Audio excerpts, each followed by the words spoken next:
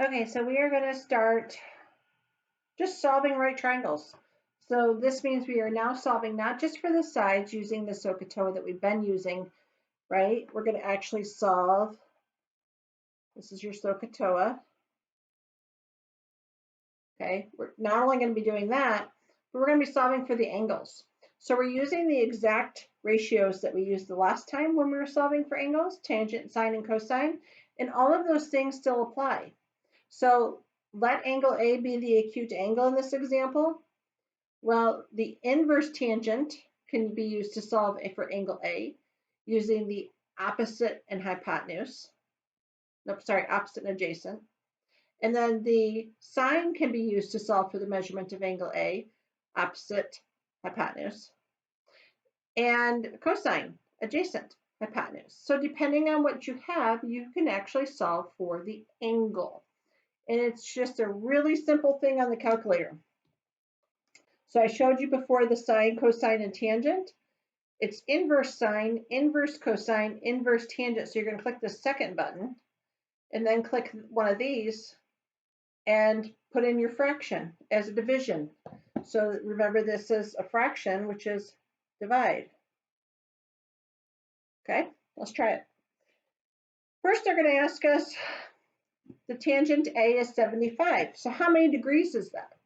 Well, again, I'm going to use my calculator. And I'm going to say, okay, there we go. Now we can see it a little better. The light is just not so good today. So 75.75.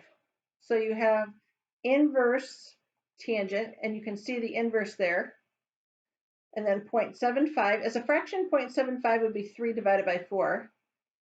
And this angle is 36.86 degrees, or 36.9 degrees. Okay, try it again. Inverse sine. So we're doing this one right here. Inverse sine, 0.87. And that is 60.45 or 60.5 degrees. Most people really like these better than the other ones where you're solving for the sides because they're so straightforward. So this one, cosine of C. Second, cosine, which gives me inverse cosine. Okay, 0.15. So 0.15, enter. 81.37 or 81.4 degrees. And I can solve for the measurements of those doing that. So what if I wanted to actually solve for figuring out which angle I'm looking at? Well, the sine of the angle that I'm looking at right here, you know that sine is opposite over hypotenuse. So this is my hypotenuse. Which side would be opposite of the 12? Or which angle would be opposite of the 12? Well, that would be, I'm solving for the measurement of angle E. Okay? So you got to look at this stuff sometimes forwards and backwards and sideways and upside down and whatever. So tangent is the TOA. So this is opposite and adjacent, right? Opposite and adjacent. From which angle is it the opposite and the adjacent? So opposite of 5 from here and adjacent to 12. So this one would be solving for the measurement of angle F. Okay, so that way you kind of know it forwards and backwards. Now, to solve a right triangle, you need at least a couple things. You need either 2 side lengths or 1 side length and 1 measure of an acute angle. So I need to know either 2 side lengths, or I need to know like 1 side length, and I need to know measurement of an angle. And it can be either angle. It's totally fine. It doesn't matter which one you use. So first thing you want to do is just identify an angle and use it. And we're going to use angle C. So from angle C, label this opposite, adjacent, hypotenuse. So if that's the case,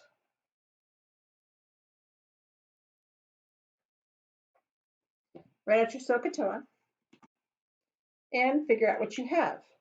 I have opposite and adjacent. What do I need to do? Well, I need to solve for an angle.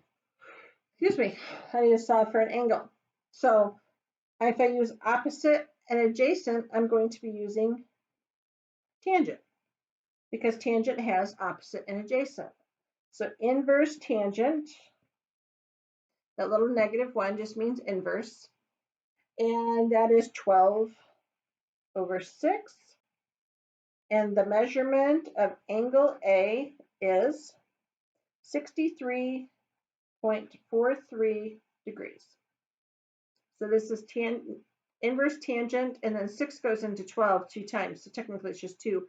But if you were doing this in the calculator, you would just put this in as a fraction, 12 divided by 6, and your parenthesis, be done. Okay? If I'm looking for the measurement of angle A, I can either take this and subtract it from 90 degrees because they're complements, or I can just use opposite and adjacent. So this would be my opposite now. It changes because we're using a different angle. And this is my adjacent. So opposite, adjacent. Okay, so still using tangent, but this time these got switched because I'm using a different angle. So when I put this in the calculator, this would be tangent of 0.5. So inverse tangent 0.5. So it's actually 26.57 degrees for the measurement of angle A. Oops, sorry, nobody caught me on this. So that was for A, this was for C.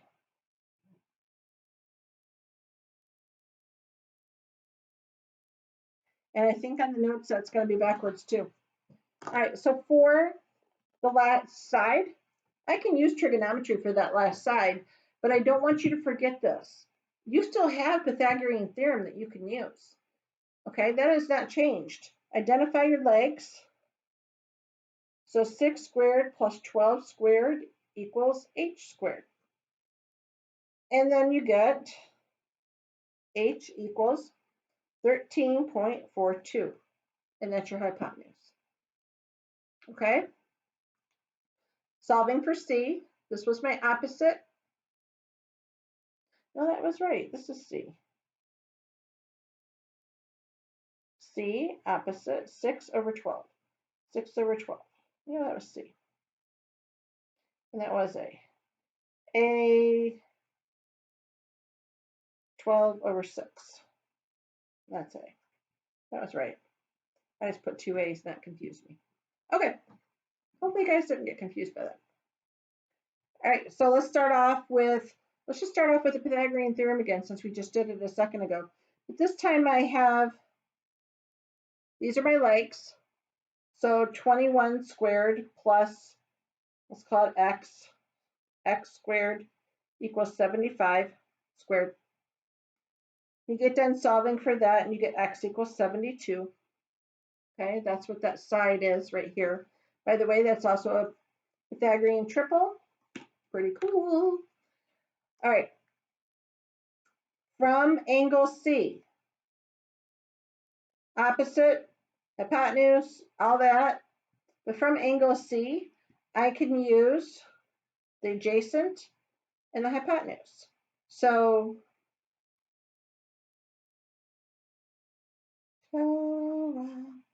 if I'm using the adjacent and the hypotenuse, okay, I'm using cosine. So cosine, inverse cosine, and it's going to be adjacent over hypotenuse, 21/75. So the measurement of angle C is 73.74 degrees.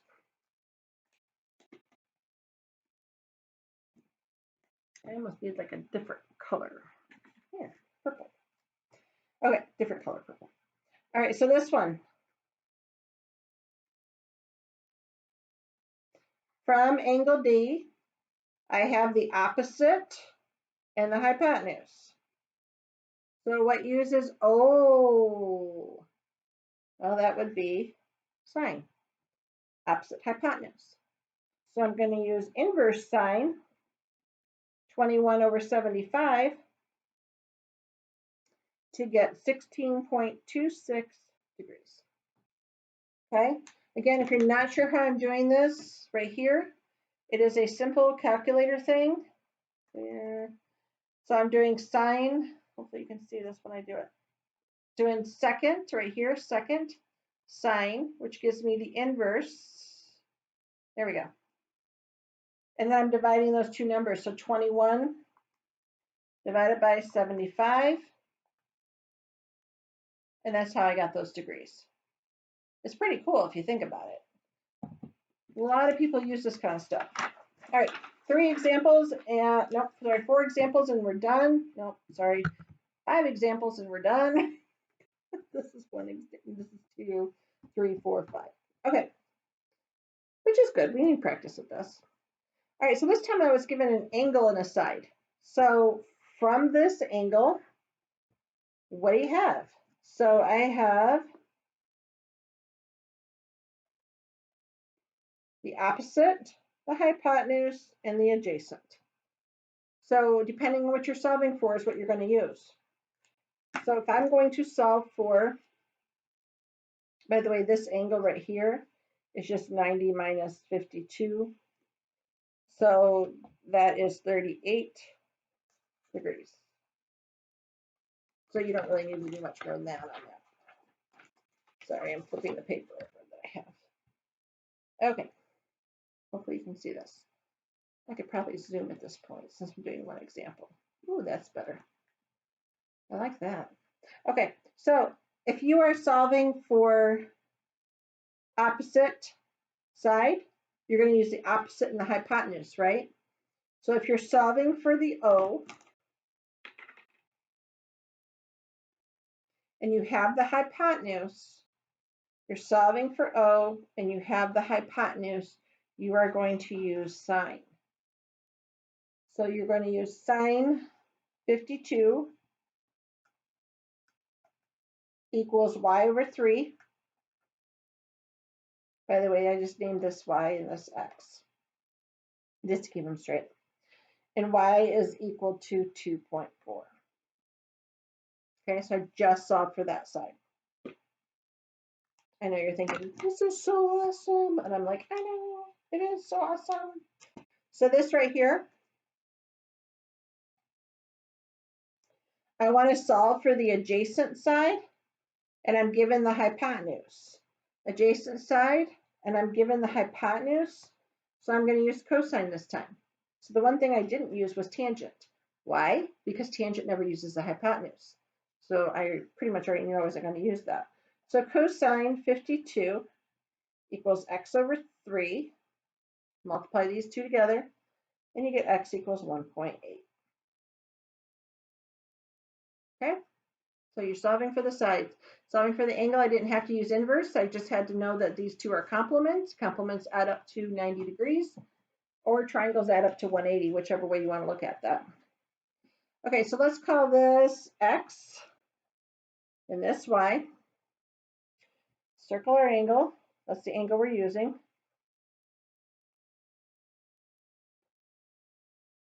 Write out our SOHCAHTOA with the camera so that I can get this in the camera without being off the desk. So from this angle, what do I have? Well, I have the opposite side, don't I? So I have the opposite side. What am I not going to use here? I'm not using cosine at all. When I use sine, I'll be solving for the hypotenuse. And when I use tangent, I'll be solving for the adjacent side. So this will become solving for the y, and this will become solving for the x. Okay? All right, so tangent 29 degrees is equal to 18 over x, and that equates to 32.5. And if you're looking at the other one for the y, you'd be looking at sine, because we're solving for the hypotenuse now, which is I labeled y. So sine 29 equals 18 over y, and that's going to end up equaling 37.1. Okay. Oh, and my other angle is 61 degrees. I just had to subtract it from 90. Subtract the angle I had from 90. Because the two acute angles of a right triangle are complements, which means they add up to 90 degrees. Okay, let me see if I can make this all in here. Yeah, almost. Cleaning up. There we go. All right, the boat is pulled from a winch. This is a winch. Okay, little winch. It's one of those things like a pulley thing that pulls something in. So they crank it up here and then it pulls something in. All right, so it's 12 feet above the dock, and this is 25 feet away, right? Fully extended, the winch is 25 feet. What is the angle of elevation? Remember, angle of elevation is when you're looking up. So that's the angle that I'm looking for. I'm looking up. So not down, up. So I'm looking for this angle right here. From this angle, what do I have? And what do I need?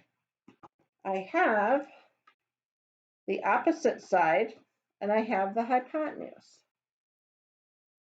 Okay, so what do I have? Opposite hypotenuse.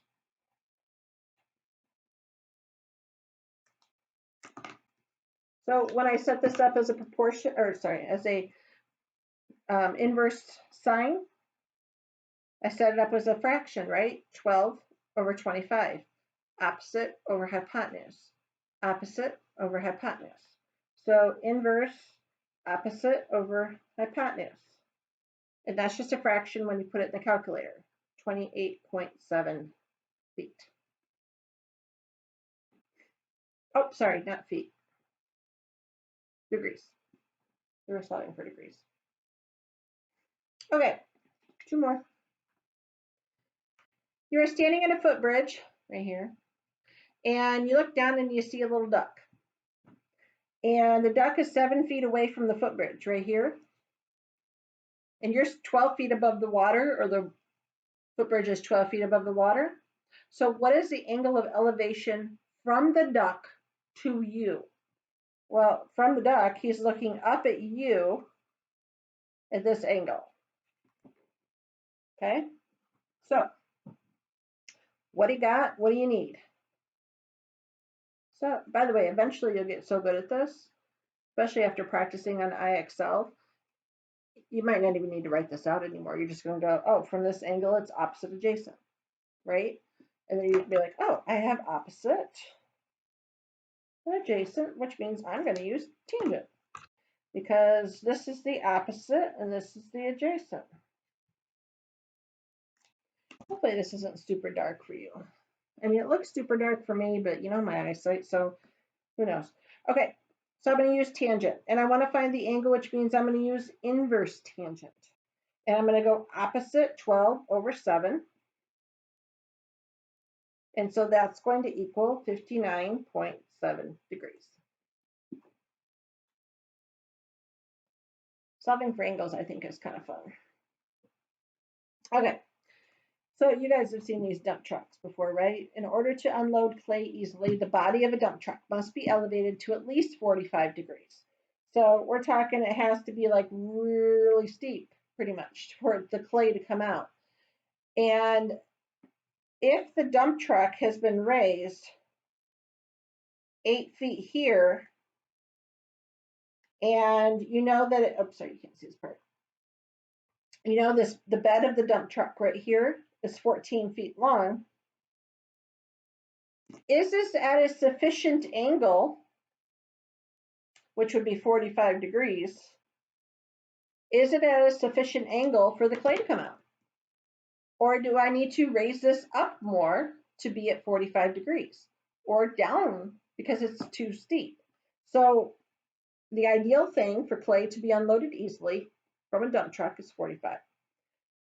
Circle the angle you're talking about. SOHCAHTOA. Never hurts to write it. I have the opposite, label your sides, and the hypotenuse. and this would be your adjacent side. So opposite of the angle, the hypotenuse across from the right angle, and the adjacent side. Okay? So opposite hypotenuse, use sine. So I'm going to use inverse sine 8 over 14, and that is going to equal 34.9 degrees. So is the truck at the optimum level for the stuff to be coming out easily, the clay? No. No. The clay will not come out easily. Okay, because it's not at 45 degrees. It's at almost 35 degrees, but it's not at 45, so about 10 degrees off. Clay's not coming out of there. All right, hopefully you understand inverse sine, cosine, tangent. It's kind of the same, just slightly different. Now you're solving for angles instead of sides. And this is the last lesson of the year. Normally I would be done with this. I would have been done with this at the beginning of April, but considering I'm taking it way slower than I normally would and giving fewer assignments and all of that, this will be the last chapter for the year. So there'll be a review that goes along with this, and this chapter is going to be chapter 9, I believe is what we're on. Yeah, chapter 9. The test will be like the last week of school, and this will be it. So if you want to work ahead, you can work ahead. If you don't have to. There's no reason to. And this will go along with some IXLs that are like E1, EE1, EE5, EE6, EE7, EE8. I don't remember if there's a 9 off the top of my head, but these will go along with those that I'll assign. And if you have any questions, please, please, please ask me. I know this is not going to be easy because it never is until it clicks. Trigonometry part is never easy until it all of a sudden clicks and you're like, oh, right? And you have to have that oh moment. So if you don't have it, get with me. Let's go over some problems. Let's talk about it. All right, take care, guys.